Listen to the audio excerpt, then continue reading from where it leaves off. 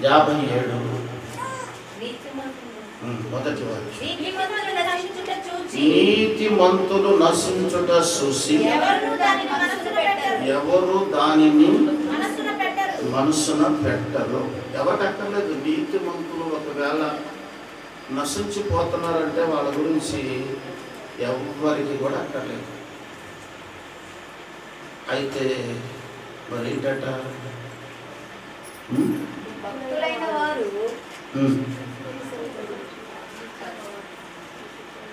చూడండి ఇప్పుడు 56:11లో ఎంత తినను వాటికి తృప్తి లేదు. ఈ కాపురులు అట్టి వారే, వారు దేనిని వివేచింపజాలరు. వారందరూ తమకు ఇష్టమైన మార్గములో పోదురు. ఒకడు తప్పకుండా అందరూ స్వప్రయోజనమునే సొంత ప్రయోజనము కొరకు విచారిస్తారు, కానీ ఎదట వాళ్ళ గురించి ఎప్పుడు విచారించారు. అసలు నీతిమంతుడు నశించుట ఎవరు పట్టించుకోరట.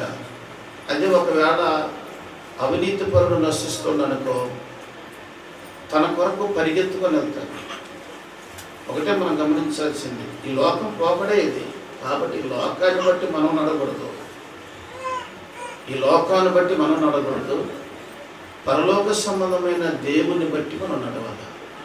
నోవాహు ఏం చేశాడు? తన సొంత ప్రయోజనం కొరకు తను ఆలోచించేవాడైతే దేవుడు చెప్పిన మాట వినేవాడు కాదు. అలాగే వాళ్ళందరూ కూడా ఆదికాండము 6:18 మనం చూస్తే,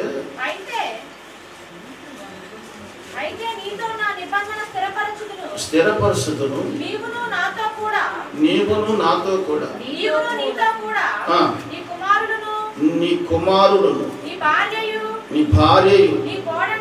నీ కోడండ్రులను ఆ వాడలో ప్రవేశింపవలెను. స్తోత్రం చెప్పండి. చెప్పేటవరకు నోవాహుతో, కానీ 3 కోడళ్ళు, 3 కొడుకులు, భార్య తన మాటని ఆ వాడలోకి వచ్చేసారు. వాడలోకి రెడీ అయిపోయి ఉన్న వాడలోకి రాలేదు. కట్టిన సంఘాలలోకి వచ్చేవాళ్ళు అనేకులు ఉండొచ్చు. కన్నీరు గార్చి కట్టిన సంఘం 4 సంపాదించిన ఆ 4 ఆ వాడలోకి నువ్వు చేర్చిన, పరలోకమందు దేవుని కుడి పక్కన నీకు ఒక సీట్ ఉంది. దేవుడు నిన్ను అక్కడ చేర్చుకుంటాడు. దాని కొరకు నువ్వు ఆశపడాలి. భూమి మీద నువ్వెంత సంపాదించేదంతా పోతుంది ఏదో ఒక రోజు. తన కోడళ్ళు కూడా తన మాట అన్నారు, తన కొడుకులు అన్నారు. కనుక వాళ్ళందరూ కూడా కష్టపడి ఏం చేశారంట, వాడను తయారు చేశారు. వాడ అనగా మందిరము, రక్షణ మందిరం. ఈ రక్షణ మందిరములోకి ఆ కుటుంబం వరకే ప్రభు చెప్పాడు, కానీ ఆయన అనేకుల కొరకు ప్రార్థన చేశాడు, అనేకులకు సువార్త ప్రకటించాడు. ఎవరు కూడా ఆయన గురించి పట్టించుకోలే అసలు.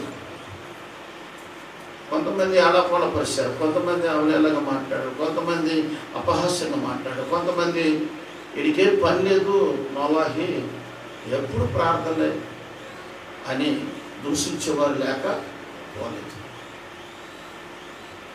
కానీ అప్పటి వరకు వారు పట్టించుకోకుండా మానేశారు.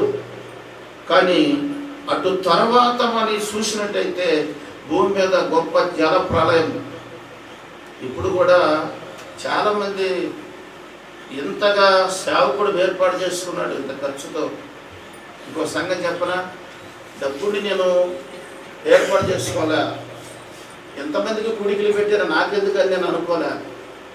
కారణం ఏంటో తెలుసా, అందరితో పాటుగా నా కుటుంబానికి కూడా ఒక ప్రత్యేకమైన దీవెన, కృతజ్ఞత. నా కుటుంబాన్ని కూడా దేవుడు కాపాడాడు. నా కొడుకులను, నా కోడళ్ళను అందరిని కూడా దేవుడు కాపాడు. నా కుటుంబం అంటే ఏంటి అసలు? నా కొడుకులు, నా కోడళ్ళు. ఇవాళ ఎవరికి ఉందా బాధ్యత? కొడుకులకు ఉందా, కోడళ్ళకు ఉందా? ఎవరికి ఉందా బాధ్యత? సంఘానికి. కానీ ఒక బాధ్యత కలిగి ఉంటే ఏం చేస్తారంటే, మన సేవకుడి ఇంట్లో ప్రార్థన అంటే దేవుడు మన పరిశీలీశ్వరాన్ని ఉదయకాలం సమయం అందునే రావాల్సింది. ఎప్పుడు సేవకుని బాధ పెట్టే సంఘం ఎప్పుడు కూడా అభివృద్ధి పొందాలి. ఎక్కడ కూడా ఒకటే మనం నేర్చుకోవాల్సింది, ఎక్కడ కూడా సేవకుడు మనస్సును సంతోషపెట్టి వారు ఎప్పుడైనా దీవించబడతారు. సేవకుని బాధ పెడితే దేవుని బాధ పెట్టినట్టు. ఈ సంగతి మనం గుర్తారు కదా. 4 రోజుల నుంచి నా ఏపీ మీద ఎముకలు ఎరగబట్టినట్టుగా భయంకరమైన నొప్పి. ఈ జనవరి 1లో రాత్రే దేవుడు దర్శనం ఇచ్చాడు. మళ్ళీ నేను హాస్పిటల్లో ఉన్నట్టుగా టెస్ట్ చేస్తున్నట్టుగా ఏదో భయంకరమైన పరిస్థితి రాబోతుందని ప్రభు రాత్రి తెల్లవారుజామున వెళ్ళిపోయాడు. నేను ఓపిక చేత ప్రతి ఇంట్లో ఓపిక చేత కూడికి వచ్చాను. కానీ ఈరోజు ఆలోచిస్తే ఎట్లా ఉందంటే, మరికొంతమంది ఏం చేస్తారో తెలుసా, బ్రతుకుంటేనేమో ఇట్లా ఒకరు చచ్చిపోయాడు అనుకోండి సేవకుడు, ఏమనుకుంటారో తెలుసా, అసలు ఏ పొరపాటు చేస్తే చచ్చిపోయాడో అనుకుంటారు. దయచేసి ఒకవేళ నేను చనిపోయినా మీకు ఒక వాక్యం ఆధారం ఉంది, చూపిస్తాను. అపార్థం చేసుకొని నరకంలో పడిపోమాకండి.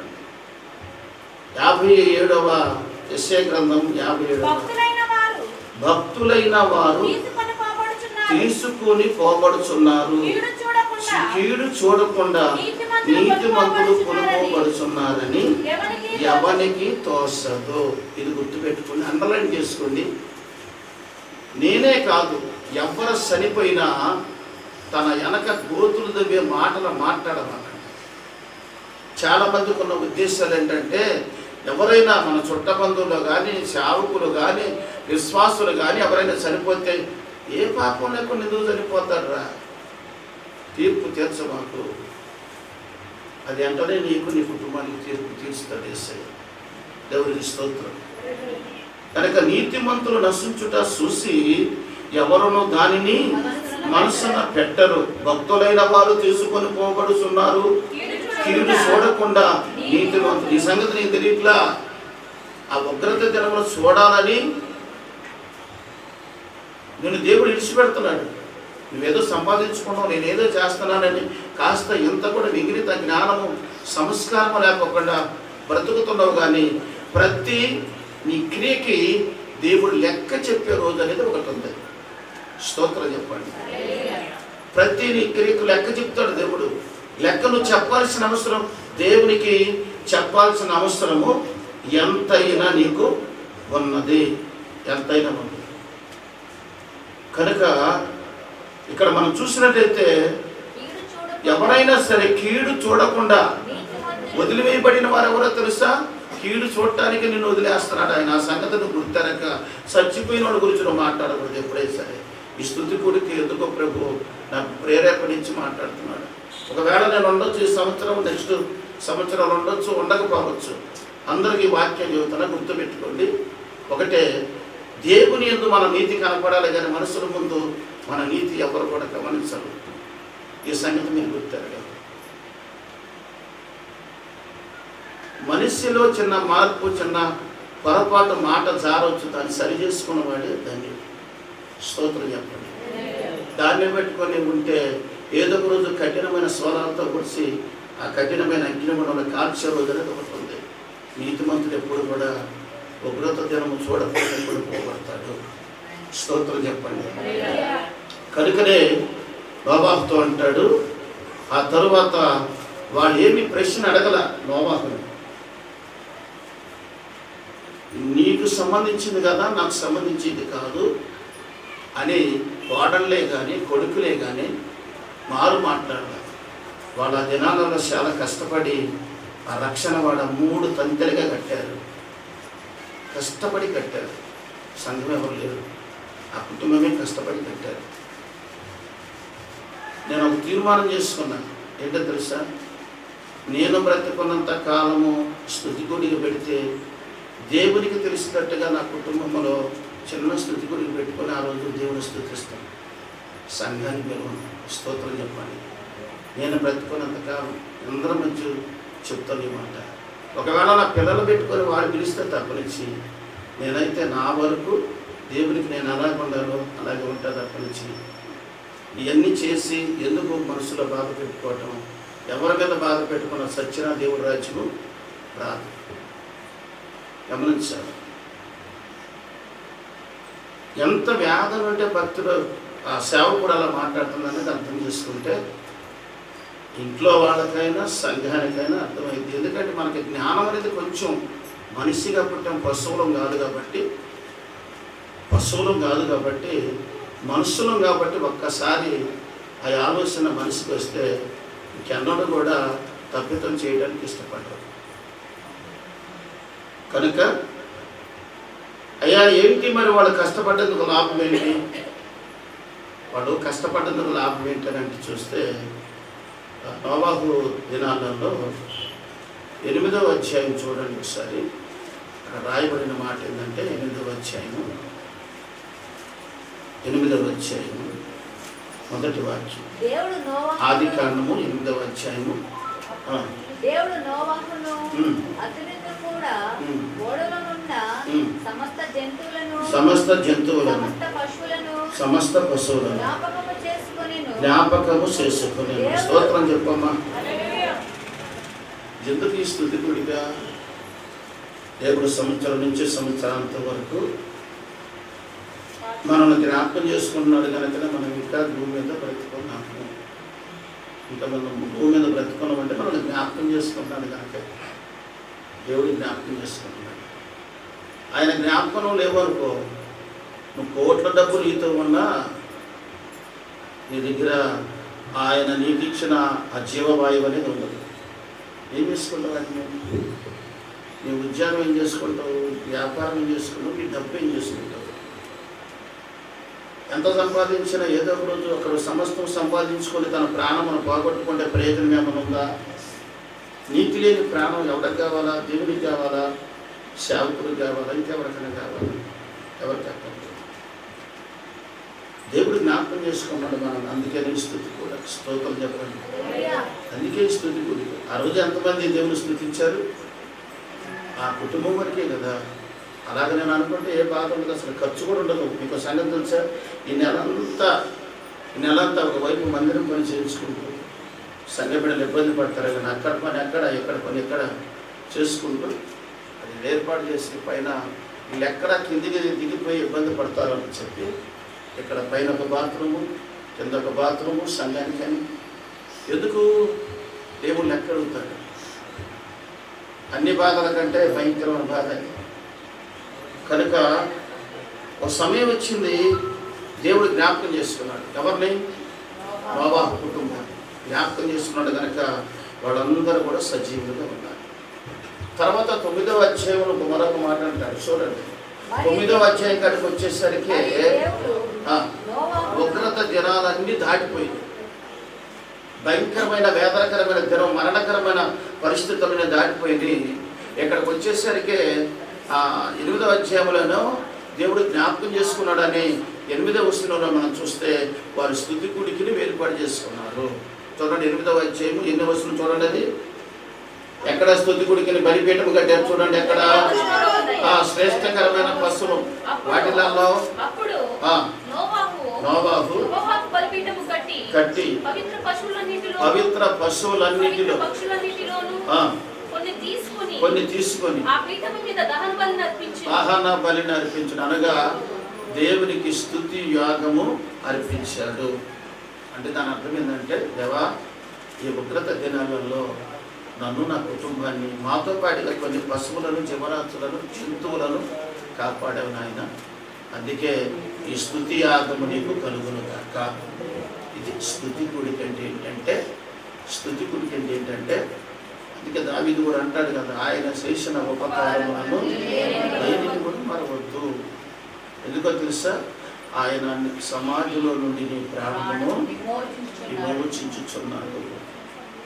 కరుణ కటాక్షములను నీకు కిరీటముగా ఉంచుతున్నాడు. స్తోత్రం చెప్పండి.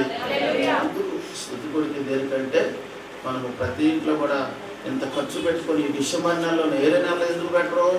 అది వేరే సంగతి. వేరే ఏదైనా పెట్టారంటే అది వేరే కూడిక. ఈ కూడికలు మాత్రం ఖచ్చితంగా డిసెంబర్ నెలలో పెడుతున్నారంటే మన బలమ చేత మనం బ్రతకట్లేదు, మన తెలివి చేత మనం బ్రతకట్లేదు, మనకున్న అందసంధాలను బట్టి మనం భూమి మీద బతకట్లా, మనకున్న ఆస్తులను బట్టి బ్రతకట్లా. కేవలముగా దేవుడు మనలను ఏం చేస్తుంది? జ్ఞాపకం చేసుకుంటున్నాడు. స్తోత్రం చెప్పండి. ప్రతిసారి కూడా ఆయన విసుగుపడకోకుండా జ్ఞాపకం చేసుకు ప్రతి కుటుంబాన్ని ఆయన జ్ఞాపకం చేసుకుంటాడు. అందుకే స్తుతి కూడిక. చాలా మందికి స్తుతి కూడికలో ఉన్న అర్థం తెలియట్లా. ఎందుకు ప్రార్థన పెట్టాలో తెలియట్లా. ఏదో డంబాసనం అనుకుంటున్నారు. స్తుతి కూడిక అంటే ప్రార్థన పెట్టుకోవడం అంటే డంబాసనం కాదు. ప్రార్థన పెట్టుకోవడం అంటే ఏంటో తెలుసా?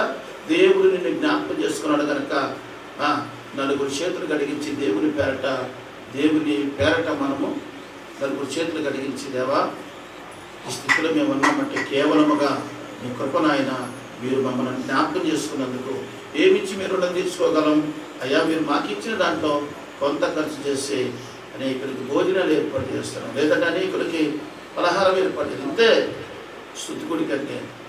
అప్పుడు దేవుడు ఏం చేస్తాడంటే కృతజ్ఞత కలిగిన కుటుంబం అని ఆ కుటుంబాన్ని నీతి పట్టికలో రాసి ఉంచుతాడు. నీతి పట్టికని ఒకటి ఉంటుంది, ఒక ప్రత్యేకమైన గ్రంథం. ఆ గ్రంథంలో రాసి ఉంచుతాడు. కనుక నీకు ఎప్పుడు మరణం వచ్చినా ఖచ్చితంగా డైరెక్ట్గా నువ్వు ఎక్కడికి వెళ్ళిపోతావు చెప్పండి? ఎక్కడికి వెళ్ళిపోతావు? ఎక్కడికి? పరదేశికి వెళ్తావు. పరలోకం వేరు, పరదేశి వేరు, పాతాళం వేరు. 3 తంతెలుగా ఉంది. పాతాళము మన పాదముల కింద ఉంది, హానమాలు కూడా ఉంది. పరదేశి భూమి మీదనే అనగా అది కూడా పాతాళానికి పక్కమటే ఉంది. ఇక పరలోకం అనేది 7 ఆకాశాల పైన ఉంది. స్తోత్రం చెప్పండి. అక్కడ చేర్చబడటానికి ఏదో ఒక రోజున ఆయన మధ్యాకాశంలోకి వస్తాడు. వచ్చినప్పుడు నీతిమంతులందరూ ఆయనతో పాటుగా సమకూర్చుకొని ఆ మధ్యాకాశంలో పెళ్లి విందులో మనలందరినీ చేర్చుకుంటాడు. అది నీకు నాకున్న ప్రాముఖ్యమైన ఆశీర్వాదము. అందుకే నీతిని సంపాదించుకోవాలి. అయ్యగారు మంచి సాక్ష్యం, మంచి నీతిని గురించి తీసుకున్నాడు. కాబట్టి ఇంకో సంగతి కూడా, నీతిమంతులు భూమి మీద నివసించడం కాదు, నీతిమంతులు కూడా త్వరగా తీసుకోబడతారు. ఆ సంగతి కూడా మనం గుర్తెరగాలి. కాబట్టి నోవాహు పిల్లలు తన మాట విన్నారు కనుక వాళ్ళ రక్షణ వాళ్ళలో రక్షించబడ్డారు. తర్వాత 9వ అధ్యాయంలో దేవుడు ఏం చేశాడు? మరియు దేవుడు నోవాహును అతని కుమారులను ఆశీర్వదించి, మీరు ఫలించి అభివృద్ధి పొంది భూమిని నింపుడి. ఏమండి? మీరు ఫలించండి, అభివృద్ధి పొందండి, విస్తరించండి, భూమిని నిర్మించండి. దేవుడు ముందు కొన్ని కష్టకాలములో నువ్వు కాస్త దేవుని పరిశీలన చేస్తే తగిన సమయమందు రక్షణ వాడలో ఉగ్రత దినమందు ఆయన రెక్కల కింద నిన్ను కాపాడుకుంటాడు. ప్రతి ఒక్కరు నేర్చుకునే నీతి ఏంటంటే, మన సడన్గా భయంకరమైన పరిస్థితి. ఒక వ్యక్తి పార్క్కి వెళ్ళాడు. తన భార్య, పిల్లలు, కోడళ్ళు, కొడుకులు, మనవళ్ళందరూ కలిసి 2 కార్లలో వెళ్ళారు. పార్కుకి వెళ్ళారు. పార్కులో అవన్నీ చూశారు, ఎంజాయ్ చేశారు. ఎందుకో తొందర పెట్టాడంట ఆయన. లేదు, 10 రోజున అందరూ వచ్చేయాలంటే అందరూ వచ్చేసారట. అక్కడక్కడ జాబులు చేస్తున్నారు. వాళ్ళ పిల్లలు, కోడళ్ళు, కొడుకులు, మనవళ్ళు అందరూ వచ్చేసారట. బయలుదేరండి అక్కడ లేట్ లేదు అన్నాడంట. అదేంటి అట్లా అన్నాడంటే, ఆయనకి ఏమర్థమైందో తెలియదు. పార్కుకి వెళ్ళారు, అవన్నీ చూశారట, ఎంజాయ్ చేశారు. సాయంత్రకాలం ఇంటికి వచ్చేసారు. ఇంటికాడ గొప్ప విందు ఏర్పాటు చేసి ఒక వంట మేస్త్రిని పెట్టించేసి గొప్ప విందు 4 రకాల వంటలు ఏర్పాటు చేసి చేయమని చెప్పాడు. ఇంటికి వచ్చిన తర్వాత ఆ భోజనం చేయకముందే అందరూ డైనింగ్ టేబుల్ ముందు అందరూ కూర్చున్నారు. భోజనానికి కూర్చున్న సమయంలో ఖచ్చితంగా ఇంకొక 20 నిమిషాలు టైం అంటే అందరూ భోజనం చేసేవారు. భోజనానికంటే ముందే మాట్లాడుతూ అన్నాడంటే అంతవరకు ఊపిరిపోయింది. వాళ్ళ ఆహారం తినలేదు. కానీ ఎందుకంటే ఎదిగి మాట చెప్తున్నానంటే, ఎప్పుడు, ఎక్కడ, ఎందుకు అనే దాని గురించి అడగొద్దు. ఏ సమయమైనా దేవుడి రాకడ రావచ్చు, ఏ సమయమైనా మన పోకడ జరగచ్చు. కానీ మధ్యలో కావాల్సింది ఏంటంటే దేవుని పట్ల యథార్థంగా నిలబడే మనస్సు నీకు కావాలా. ఆ మనసును కలిగి ఉంటే ఎన్నడూ ఎవరిని బాధ పెట్టవు, ఎవరిని కించపరచవు, ఎవరిని ఉద్దేశించి ఒకళ్ళ హృదయాలలోకి తొలిసోడు. ఎప్పుడు నిన్ను నువ్వు చూసుకో. నీలో తప్పితములుంటే ప్రభు పట్ల తీసి పక్కన పెట్టేసి ఏది మంచిది ప్రభు అని నడవటానికి నడువు. ఆ మంచి మార్గంలో ఎప్పుడైతే నువ్వు నడుస్తావో ఆ మంచి వాళ్ళందరూ దేవుని దగ్గరికి కొనుక్కోబడతారు. కొనుక్కోబడిన తర్వాత వారు దేవుని కుడి పక్కన జీవ కిరీటం పొందుకుని ఉంటారు. కాబట్టి శాశ్వతమైనది ఏమీ లేదు కనుక ప్రతిదానికి ఒక మనిషికి ఆలోచన ఉండాలి. పశువులకు ఒక ఆలోచన. వదిలేసిన తర్వాత ఆ మెడలో ఆ పరుపు ఎప్పుడైతే ఓడదీస్తారో ఖచ్చితంగా నాకు మేత గురించే ఓడదీస్తారని దానికి అర్థమైపోయింది. అందుకనే అది ఎటు వెళ్ళాలో ఆ మార్గం వెళ్ళిపోతూ ఉంటుంది, తింటూ ఉంది. సాయంకాలం కల్లా తిరిగి వస్తారు. అందుకే నాకు ఎద్దు తన కాలంలోని గాడిద తన సొంత వాణి రొట్టెని వేరు. ఇశ్రాయేలునికి తెలివి మనం ఎవరిని ఏమంటే కూడా సరిపోలేని పరిస్థితి. ఎందుకంటే సంఘమేమో దేవునికి, పిల్లలు కూడా దేవుడు ఇచ్చినవాడు, ఈ కొడుకులు కోడలు మొత్తం కూడా దేవుడు ఇచ్చినవాడు. కానీ మనం ఈ నీతిని కాపాడుకోవాలని ఇప్పుడు ఏం చేయాలంటే మనలో మనం సరిగ్గా ఉన్నామా లేదా అని సరి చేసుకోవాలి. స్తోత్రం. ఎదట వారిని ఎప్పుడు నువ్వు ప్రేమించే వారిని ఉండాలో నిన్ను వారిని పొరుగు వారిని ప్రేమించమనే మాట నువ్వు నెరవేర్చకపోతే దానివల్ల నీకు ఏ ప్రయోజనము లేదు. కనుకనే నీతిమంతుడు నశించుట చూసి ఎవరును దానిని మనసున పెట్టరు. భక్తులైన వారు తీసుకుని పోబడుతున్నారు, కీడు చూడకుండా నీతిమంతులు కొనుక్కోబడుతున్నారని ఎవరికి తోసదు. వారి విశ్రాంతిలో ప్రవేశించుచున్నారు, తమకు సూటిగానున్న మార్గమున నడుచువారు తమ పడకల మీద పరుండి విశ్రమించుచున్నారు. మంత్రప్రయోగము విశాల సంతానమా, వేశ్య సంతానమా, మీరిక్కడికి రండి. మీరెవరిని ఎగతాళి చేయుచున్నారు? ఎవరిని చూసి నోరు తెరసి నాలుక చాచుచున్నారు? మీరు తిరుగుబాటు చేయువారును అబద్ధికులు కారా? మక్సాకి వృక్షములను చూసి పచ్చని ప్రతి చెట్టు క్రిందను కామము రేపుకునుచున్న వారులారా, లోయలో రాతి సందుల క్రింద పిల్లలను చంపువారులారా, నీ భాగ్యము లోయలో ఉన్నది, అవే నీ భాగ్యము, వాటికే చేయించున్నారు. ఖచ్చితంగా ఈ వాక్యం వింటే మనకు బుద్ధి రావాలి. దేవునికి వ్యతిరేకమైన స్వభావం కలుగుతుంది. కాస్త ఆలోచన, ఇంత ఆలోచన కూడా మనసులుగా పెట్టకపోతే ఈ వాక్యం చదవండి. కనీసం తల్లిదండ్రులతో కూడా మీకు మార్పు రాకపోతే ఇక మిమ్మల్ని ఎవడో భూమి మీద మార్చగలిగిన వాడు లేడు. దేవుడే మార్చగలిగిన దేవుడు. స్తోత్రం చెప్పండి. వేశ్య సంతానమా, మీరిక్కడికి రండి. మీరెవరిని ఎగతాళి చేయుచున్నారు? ఎవరిని చూసి నోరు తెరసి నాలుక చాచుచున్నారు? మీరు తిరుగుబాటు చేయవారును అబద్ధికులు కారా? ఒకళ్ళ ఇంట్లో ప్రార్థన పెట్టాలి, ఇంటికి పోయి పొత్తు పెట్టినట్టుగా చెప్పాలి. ఈ దినాలంట దరిద్రమైన దినాలు దరిద్రం కాదు, దరిద్రపు సంతానాలు. స్తోత్రం. అది పరిస్థితి. కాబట్టి నా మట్టుకు నేను ఎలాగుండాలో, నీ మట్టుకు నువ్వు ఎలాగుండాలో ప్రభు వాక్యమే మనకు బోధిస్తుంది.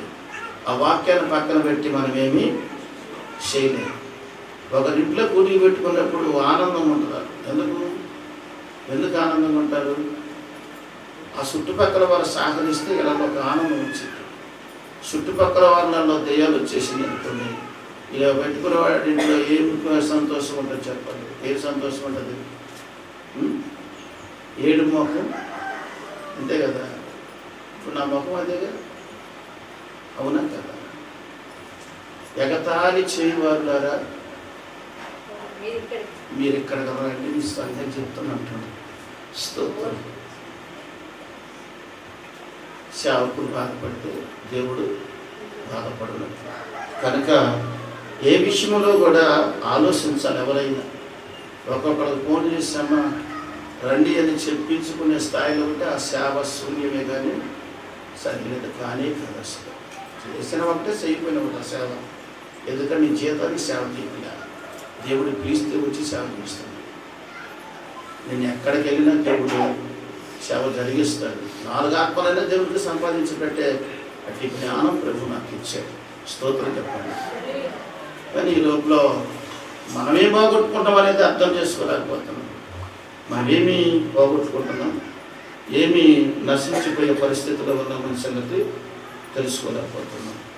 కనుక అది తమ మాటలను మనం చూసినట్టయితే దేవుని మాటలు చూడండి. 56వ కీర్తన 56వ యెషయా గ్రంథం 56 2వ వాక్యం. నేను నియమించిన విశ్రాంతి దినమును అపవిత్రపరచకుండా దానిని అనుసరించుచు ఏ కీడు చేయకుండా తన చేతిని బిగపట్టువాడు ధన్యుడు.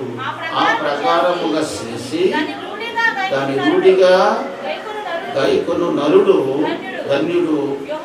యెహోవాను అతుక్కున్నవాడు ధన్యుడు. నిశ్చయముగా యెహోవా తన జనులలో నుండి వెలివేయనని అనుకొనవద్దు. చదవబడిన మాట, ఏ కీడు చేయకుండా తన చేతిని బిగపెట్టువాడు ధన్యుడు. ఆ ప్రకారంగా చేసి దాని రూఢిగా గైకొను నరుడు ధన్యుడు. యెహోవాను అతుక్కున్నవాడు ధన్యుడు. ఎప్పుడు నువ్వు అతుక్కుని ఉండవు అంటే ఏంటి? ఇంటే సరిపోద్దా? తింటే సరిపోద్దా? చెప్పండి. అసలు ఒక సేవకుడు అంటే ప్రార్థన అంటే ఉదయకాల సమయం అందున సంఘం వచ్చి నేనేదైనా పరిశీలన చేస్తే నాకు దీవెన, నేనేదైనా పని చేస్తే నాకు దీవెన అన్నట్టుగా ఉండాలి. అప్పుడే దేవుడు మనం పరిశీలన చేసి మనకు దీవెనిస్తాడు. అంతేగాని నీకు నాకు వ్యత్యాసం ఏంటంటే నేను ఎంతో ఆశతో ఇంటికి వస్తాను వాక్యం చెప్పడానికి, కానీ కనీసం చిన్న పరిశీలన చేయడానికి కూడా సేవకుడి ఇంటికి నువ్వు రాలేని పరిస్థితి అయితే ఏమవుతుంది? మొత్తం పైకి న్యాయం చేయలేదు. కాబట్టి మనం నేర్చుకోవాల్సింది ఏంటంటే నేను కావచ్చు సొంతం, సంఘం కావచ్చు సొంతం కాదు, ఎవరు కొనేయలేదు. కాకపోతే మనకంటూ ఒక నిబంధన ఇచ్చాడు. ఆ నిబంధనలో ఒకసారి దేవుని వాక్యానికి మనము ప్రాముఖ్యత ఇచ్చామంటే ఆ వాక్యానుసారంగా నడవటం అనేది చాలా ప్రాముఖ్యమైన విషయం.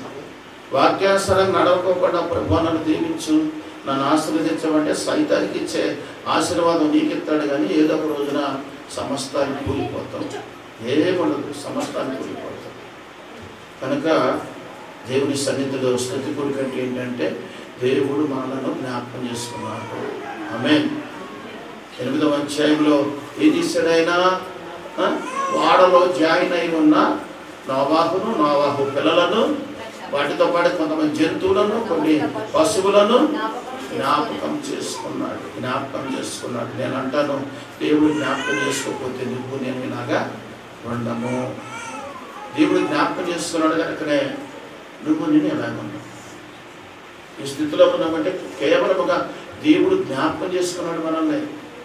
ఆ రోజు నోవాహు కుటుంబాన్ని ఎలా జ్ఞాపకం చేసుకున్నాడో ఈ రోజు కూడా ఆయన ఇసుగుపడకుండా కొన్ని కోట్ల కుటుంబాలు ఉన్నప్పటికీ కూడా ప్రతి కుటుంబాన్ని నా ప్రభు జ్ఞాపకం చేసుకుంటున్నాడు. ఒక నీ కుటుంబాన్ని, నా కుటుంబాన్ని కాదు, ప్రతి కుటుంబాన్ని కూడా దేవుడు జ్ఞాపకం చేసుకున్నాడు. కనుక సజీవులుగా ఉన్నాం. కనుకనే ఈ స్తుతి కొడుకు దేనికయ్యా అంటే దేవుడు మనల్ని జ్ఞాపకం చేస్తున్న సంవత్సరం నుంచి సంవత్సరాంత వరకు. కీర్తన గ్రంథంలో అంటాడు 115వ కీర్తన 12వ వాక్యము చూసినట్టయితే, యెహోవా మమ్ములను మరచిపోలేదు, ఆయన మమ్మల్ని ఆశీర్వదించాడు. మర్చిపోలేదు ఆయన మర్చిపోతే మనం ఏమై ఉంటామో చెప్పండి. సంఘంలో అనేక రకమైన భేదాలు, పరిస్థితులు, ఎవరికెవరు పడలేని పరిస్థితులు. సాధించుకున్నామని ఒక ఆమె వంట చేయమని ఇంకొక ఆమెని అన్నాం అనుకో, ఇంకొక ఆమె బాధ, ఆమె 12:30 వచ్చింది మందిరానికి. స్తోత్రం చెప్పండి. మనకేమో అబద్ధం చెప్పటం, సాటి మాటలు మాట్లాడటం మనకు ఇష్టం లేదు. నేనుండగా ఆమె చెప్పావా? అక్కడ ఎవరికి చెప్పారనేది ముఖ్యం కాదు. దేవుడు ఎవరిని ప్రేమిస్తే, ఎవరిని ప్రేరేపిస్తే నేను కూడా ఏం చేయాలనేది ఆలోచన నీకు ఉండాలి తప్పనించి గర్వంగా ఆలోచించకూడదు. నువ్వు ఆమె చెప్పు, నువ్వు నేను చేయను, నువ్వు చేయిపోయి ఆగిద్దా, నువ్వు రాకపోతే ఆగిద్దా చెప్పండి, ఆగిద్దా కదా. అది కాదు, క్రీస్తుని తెలుసుకున్న మనసు ఎక్కడ ఉంది? ఎవరికైనా క్రీస్తు కలిగిన ఈ మనస్సు మీరును కలిగి ఉండండి. క్రీస్తు ఏ మనసు కలిగి ఉంది? చెంపల మీద పెట్టి కొట్టి వెనక నుంచి వచ్చి తన్ని ముందుకొచ్చి నువ్వు దేవుని కుమారుడు అయితే నేను ఎవరు కొట్టారో తెలుసుకో అని యేసు ప్రభు వారిని అపహాసిస్తే నోరు తెరవక మౌనంగా ఉన్నాడు. ఎలాగున్నాడు ఆయన? నోరు తెరవక మౌనంగా ఉన్నాడు. అందుకనే ఆయన ఆ రోజు మన కొరకు అంత శ్రమ పడ్డాడు కనుక, రక్తాన్ని సిందించాడు కనుక ఆ రోజు ఆయనను ఎవరూ లెక్కలో వేయలేదు. కానీ ఇప్పుడు అంతటను అందరూ మారు మనసు పొందుకొని ఆయన అన్ని నామముల కంటే పై నామము కలిగిన వాడని ప్రపంచమంతా ఆయన ఆనందిస్తావు. ఆ రోజు తగ్గించుకున్నాడు కనుక ఆ రోజు శిలువ మీద నీ కొరకు నా కొరకు ప్రాణం పెట్టాడు కనుక, ఆ రోజు ఆయన కొట్టిన వారిని, తిట్టిన వారిని, దూషించిన వారిని, వదకుదేపడిన గొర్రెపిల్ల ఆ కటిక వారి చేతిలో కత్తిని చూసి తన వైపు జాలిగా చూస్తూ తన వెంట పోయినట్టుగా మనందరి కొరకు ప్రాణం పెట్టిన యేసయ్య ఆ మనసు క్రీస్తు యేసు కలిగిన ఉన్నట్టు ఆ మనసు ఏమోలే సమయం ఇచ్చాడు, నేను కూడా చేస్తా. ఉదయాన్నే లేచి నేను ఎప్పుడు చేయాలి? అయిన వాళ్ళే కానీ, సంఘమే కానీ, కోడళ్ళే కానీ, కొడుకులే కానీ ఎవరైనా సరే మా పెద్ద పని నుంచి ఒక మాట అన్నాను, ఒకవేళ నేను భూమి మీద లేకుండా పోతా ఇలాగే నడిపిస్తావా సేవనన్నాను. ఏమనుకున్నాడు ఏంటో తెలియదు. అప్పుడు పోయి స్నానం చేసి గబగబా మందిరంలోకి వచ్చేస్తాడు. అంతే. ఖచ్చితంగా మాట్లాడకపోతే అది దేవుని చిత్తము కానే కాదు. ముద్దు పెట్టి మాట్లాడేవాడు నాశనాన్ని కోరతాడు. కోపించి మాట్లాడేవాడు, గద్దించువాడు ఎప్పుడు నువ్వు ఐశ్వర్యవంతుడు అవ్వాలని వాడు గద్దిస్తాడు. ఈ సంగతి మనం గుర్తు పెట్టుకోవాలి. దేవునికి స్తోత్రం.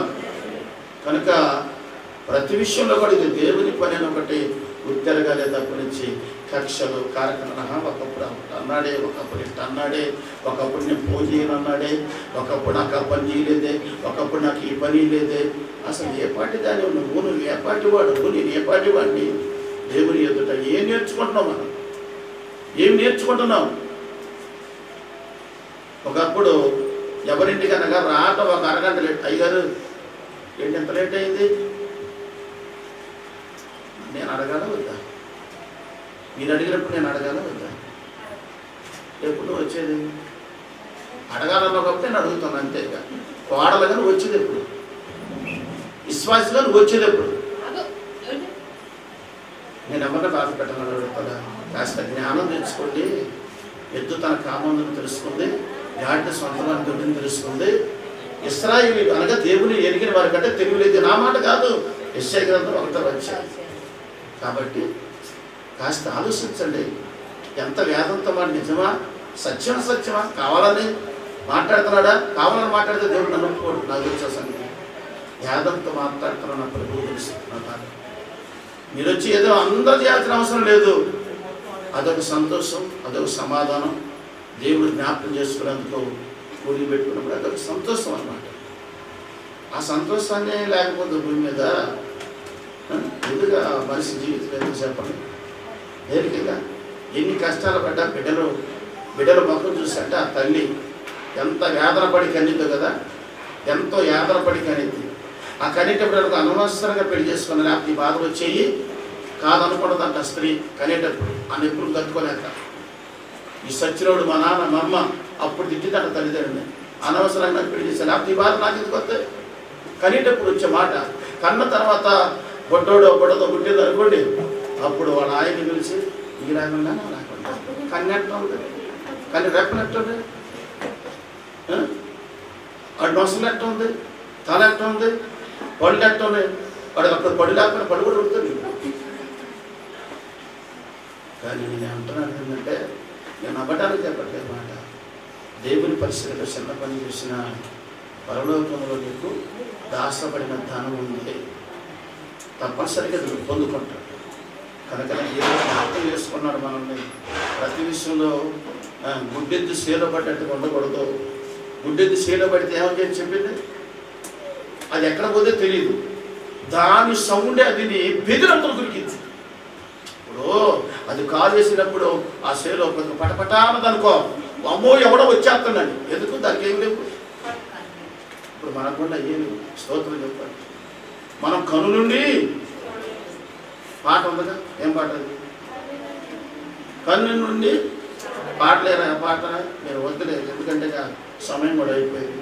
మీరు పాట పాడటం వల్ల ఒరిగేది ఏం లేదు. కానీ వినండి, గుడ్డెద్దు శీల పడ్డట్టుగా ఉండకూడదు. సంఘం కానీ పిల్లలు కానీ ఏ కుటుంబమైనా, నా ఒక్కరి గురించి చెప్పట్లా, ఏ కుటుంబమైనా నీ కుటుంబంలో ప్రార్థన అయితేనేమో అరగంట లేట్ అయితే అయ్యగారు ఎంత లేటుకు వచ్చారు పాపం వాళ్ళు ఎవరో వచ్చింది కాసేపు కూర్చొని వెళ్ళిపోయారు, ఎంత బాధిస్తుంది నీకు. మా ఇంట్లో ప్రార్థన అయితే 12ంటికి తీరిగ్గా దొరవర సంస్థానం అంటే సేవ అనుకుంటున్నారా? దొరవర సంస్థానం అనుకుంటున్నారు. ఇదేమన్నా సేవ అంటే ఏంటి? సేవ అంటే ఏంటి చెప్పండి. వారు నాతో కూడా సహకారుల పేరులు జీవగ్రంథములో. మరి నీ పేరు ఎక్కడ రాస్తారో నీకు అదే గుర్తుపెట్టుకో, ఎక్కడ రాస్తారో గుర్తుపెట్టుకో. నీ పేరు జీవగ్రంథంలో రాస్తారని నేను నమ్మకం నీకుందా? నాకైతే లేదు. ఒక సేవకుడిగా ఉన్నమాట చెబుతాను. నువ్వు ఎంత బాధపడ్డా ఈ మాట మాత్రం వాస్తవం. మళ్ళీ నువ్వు పోరాడి తెచ్చుకో. ఒక్కసారి దావీదు నా హృదయానుసారుడు అన్నాడు, ఎవరో దేవుడు. అదే దావీదు పడిపోయిన తర్వాత ఏడ్చి ఏడ్చి ఏడ్చి ఏడ్చి ఆ మొదటి పేరు సంపాదించుకోవడానికి కొన్ని సంవత్సరాలు పట్టింది. ఈ లోపల బిడ్డ చచ్చిపోయింది, ఈ లోపల నష్టాలు వచ్చినాయి, ఈ లోపల భార్య అవమానం తెచ్చింది, ఈ లోపల పిల్లలు అవమానం తెచ్చారు, పిల్లలు కూడా కొంతమంది చచ్చారు. ఎందుకో తెలుసా? ఒక్కసారి దేవుళ్ళు పోగొట్టుకుంటే కొన్ని సంవత్సరాలు ఏడవాల. ఏడితే పర్వాలేదు, కొన్ని నష్టాలు వస్తాయి, ఇది గుర్తించట్లేదు. కనుక దేవుడు మనల్ని జ్ఞాపకం చేసుకున్నాడు. కనుక దేవా ఈ స్థితిలో ఉన్నామంటే కేవలం నీ కృప మాత్రమే నాయన. ఇది ప్రతి హృదయంలో ఉండవలసిన నింపబడవలసింది ఏంటంటే కృతజ్ఞత. చెప్పండి, ఏం నింపబడి ఉండాలి నువ్వు? కృతజ్ఞత. కనపడుతున్న మనుషుల మీదనే నీ కృతజ్ఞత లేకపోతే దేవుని మీద నీ కృతజ్ఞత అండి. ఎందుకు ఈ కృతజ్ఞత కూడిక నీకు? ఇంకా కనపడుతున్న మనుషుల మీద లేదు నీకు కృతజ్ఞత. అందుకన్నాడు, వారి బాబు నువ్వు నన్నే ప్రేమిస్తాడు ఆయన, 7 ఆకాశాలు దాటి నువ్వు రాలేదే, అందుకే నేను వచ్చేసాను, అందుకే నేను వచ్చాను నిన్ను ప్రేమించి. అయితే నువ్వు చేయవలసింది ఏంటంటే, నేను అంత దూరం నుండి ఇక్కడికి వచ్చేసాను కాబట్టి ఇక నువ్వు చేయవలసింది ఏంటంటే, నన్ను ప్రేమించు, నిన్ను ఆస్తికర్తగా ఉంచుతా, నన్ను ప్రేమించు, నీతిమంతుల పట్టికలు నీ పేర్లు రాపించుతా, నన్ను ప్రేమించు, భూమి మీద ఆశీర్వాదకరంగా దేవుని రాజ్యములో కృపను పొందుకునే వాడిగా ఉంచుతా. అంతే. ఇదే శివరాకరంగా మనం లేదంటే దేవుని రాజ్యం ఒక్కటే, సమస్తం ఏం మిగలదు. కర్ర బట్టలు పెట్టుకున్నా రావు, తెల్లటి వస్త్రాలు కట్టుకున్నా ఇవి కూడా మనం బట్టే రావు. మనతో వచ్చేది ఏంటంటే, నీవు నేను భూమి మీద చేసిన పరిచర్య, మంచి క్రియ మనకంటే ముందుగా అక్కడికి వెళ్ళిపోతాయి. అక్కడ గ్రంథంలో రాయబడి ఉంటుంది.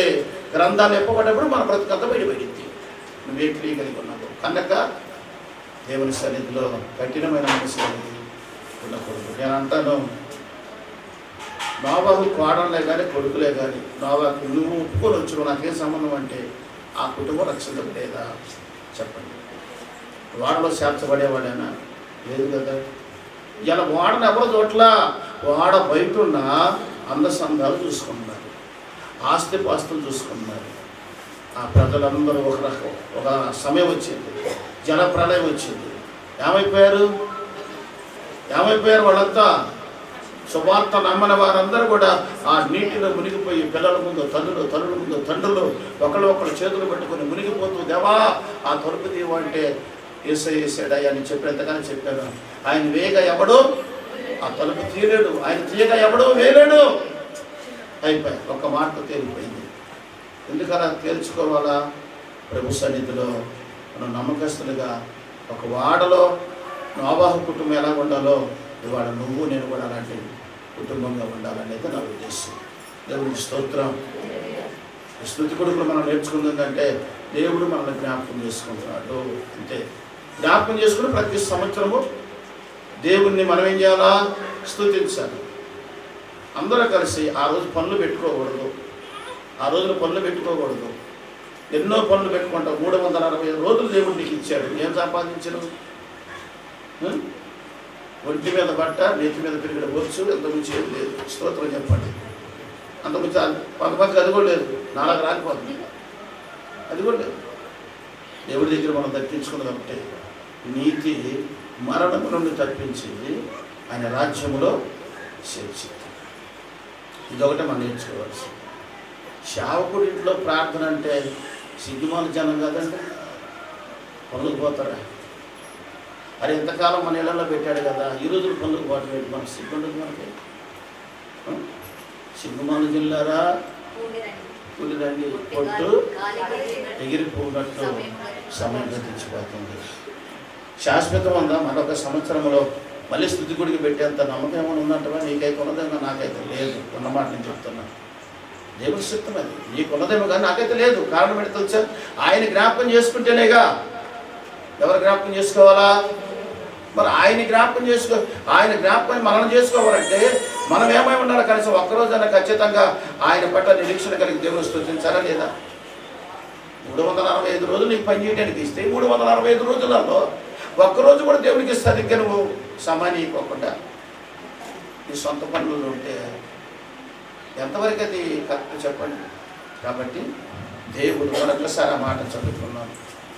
ఆదికాండము 8వ అధ్యాయం 1వ వచనం. దేవుడు నోవాహును అతనితో కూడా ఓడలో ఉన్న సమస్త జంతువులను సమస్త పశువులను జ్ఞాపకము చేసుకుని ఆ తర్వాత మాట ఏం చేశారు? ఎవరి సమస్త పరిశుద్ధమైన పశువులను కానీ బలిపీఠము కట్టి పవిత్ర పశువులన్నింటిలో కొన్ని తీసుకొని ఆ పీఠం మీద దహన బలి అర్పించను, దేవుని స్తుతించను. ఎందుకో తెలుసా? ఆ ఓడల నుంచి రక్షించబడ్డారు, ఉగ్రత గణం నుంచి రక్షించబడ్డారు. నేను అంటాను, మనకు ప్రతి క్షణము ఉగ్రత గణమే. ప్రతి క్షణము కొనకక నిద్రపోక నిన్ను నన్ను మన పిల్లలను నిత్యము ఆయన కాపాడుచున్నాడు. కనుక మనం ఎంతో కృతజ్ఞత, గుండెల నిండా యేసయ్యను నింపుకోవాలా, ప్రేమను నింపుకోవాలా, విశ్వాసం నింపుకోవాలా. దేవా, నీవే లేకపోతే నేనేమైపోతున్నావు కదా, నీవే లేకపోతే నేనేమైపోతున్నావు ప్రభా. ఈ స్థితిలో ఉన్నామంటే కేవలంగా నీవు నన్ను జ్ఞాపకం చేసుకున్నావయ్యా, నువ్వు నన్ను జ్ఞాపకం చేసుకున్నావు. ఎంత గుండెల నిండా విశ్వాసంతో దేవుని స్తుతించాలి.